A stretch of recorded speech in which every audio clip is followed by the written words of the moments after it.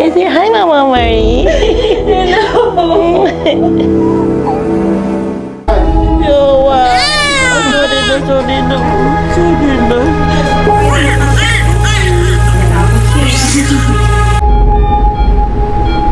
Happy birthday!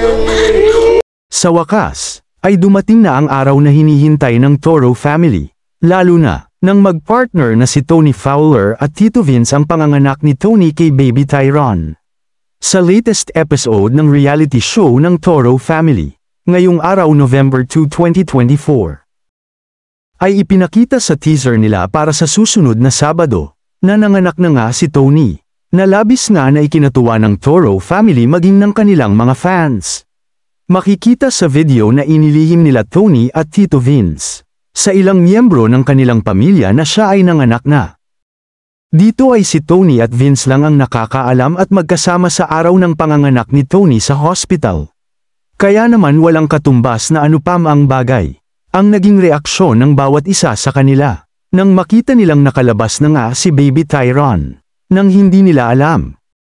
Sa video na ibinahagi nga nila sa episode ng reality show nila ngayong Sabado, ay maririnig nga ang maingay na pag-iyak ni Baby Tyron, at makikitang hindi rin napigilan ni Tito Vince ang maluha nang sa wakas nga ay makita niya na ang anak nila ni Tony, na ayon nga sa mga doktor na nandoon, ay kamukha umano ni Vince si Tyron. Kasunod nito ay ipinakita rin ang bawat reaksyon ng bawat pamilya, na wala ngang kaalam-alam na nanganak na ang si Tony, dahil nga ang buong akala nila ay naka-confine lamang ito at nagpapahinga sa hospital. Si Tyrone niya naman ay naging excited para sa kanyang kapatid na si Tyron. Dito ay akala nila nagbisita lamang sila kay Tony, ngunit ikinagulat nga ni Tyrone niya na may baby ng katabi si Tony, na agad niyang tinanong kung kaninong baby ito, dahil hindi nga nila alam na nanganak na si Tony. Samantalang si Mama Marie ay tila huli na ring nakaalam na nanganak na nga si Tony, dahil makikita sa video na tila nakauwi na ng bahay sila Tony, nang makita nito ang isang baby na nasa kama ng kwarto nila Tony at Tito Vince.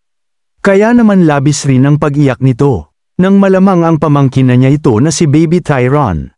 Samantala, bumuhos naman ang pagbati ng mga taga-suporta sa episode na ito ng Toro family. Lalo na't marami rin talaga ang naghintay sa panganganak ni Tony. Saad nga ng mga netizens, nakakatuwa din talaga ang pamilyang ito. Kitang-kita mo yung love nila sa isa't isa. Yan ang maganda na dumating sa buhay.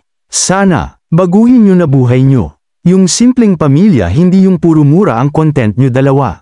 Na anak mo good influence sana kayo sa mga anak nyo. Good luck baby.